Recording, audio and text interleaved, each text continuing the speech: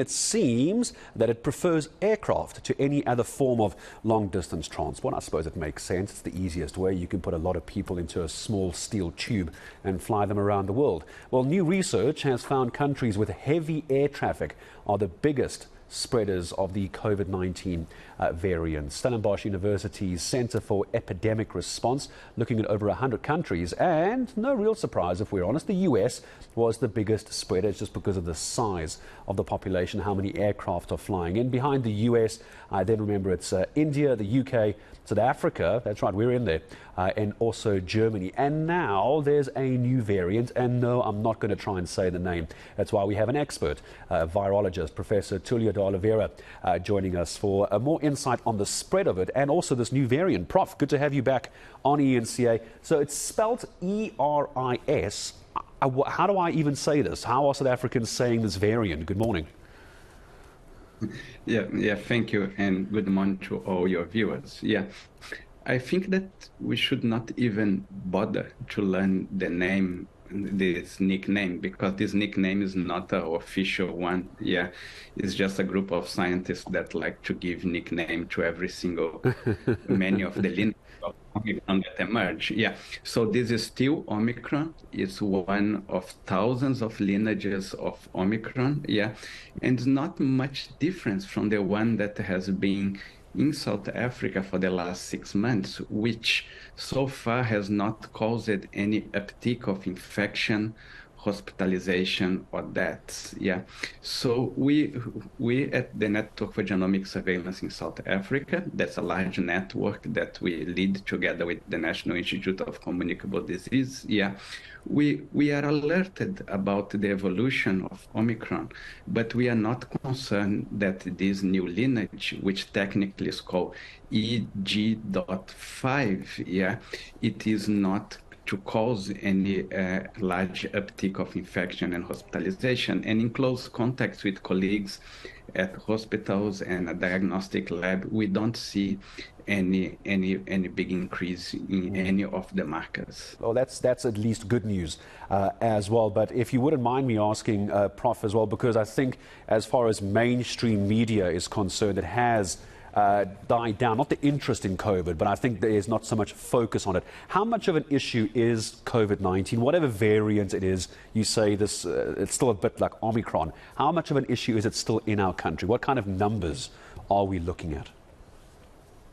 Okay, in South Africa, since our discovery of Omicron, that is in November, December 2021, yeah, we do not see a large wave of infections, neither of hospitalization and deaths. Yeah, at the moment, the most reliable source of information is what the South African Medical Research Council collect. That's the excess deaths. That's people that register deaths as a certificate.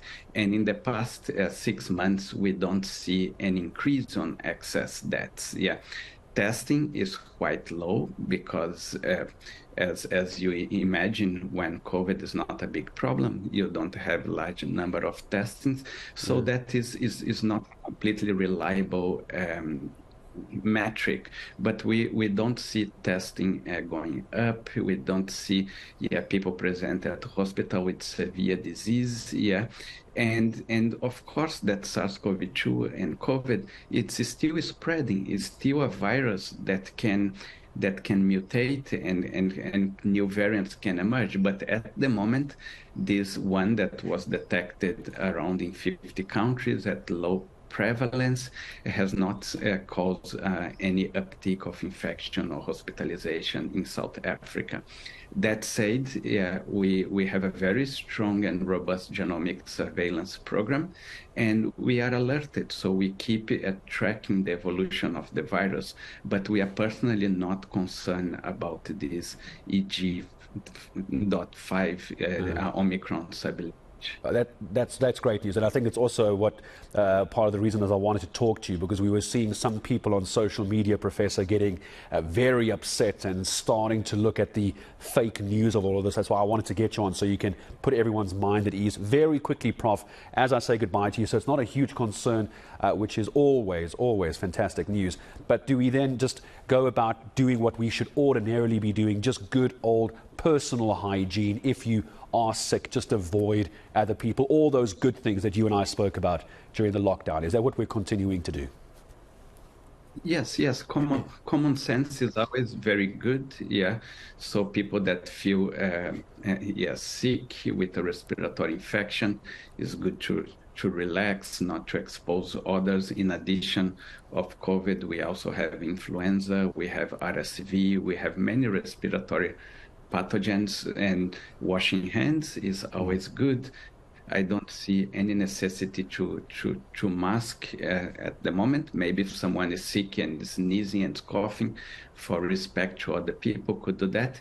And of course, people that feel and that could develop a disease, such as people with advanced age and comorbidities, it's always a good time to get a booster vaccination for both COVID or influenza, just to avoid any kind of problems that come. But otherwise, to the majority of the health population in South Africa, I think that we can keep going with our life as normal. If there is any other variant and any uptick of infections or hospitalization, we're going to do what we have done from the past 3 years. We're going to communicate with the Department of Health, which will communicate with the public. One thing that South Africa did well is this early detection and communication. And even if you viewers remember where the whole world suffered quite severely with Omicron, South Africa did not have a very large uptick of deaths of hospitalization. And that's where early genomic surveillance and communication is so important. And it's that kind of communication, Doctor, Professor, which you keep giving us, which is always very welcome. Professor Tulio de Oliveira, it's always good to have you with us. The point of that discussion was to put your mind at ease. That was the whole point. Professor Tulio de Oliveira, Director for the Center for Epidemic Response and Innovation. What a title at Stellenbosch University.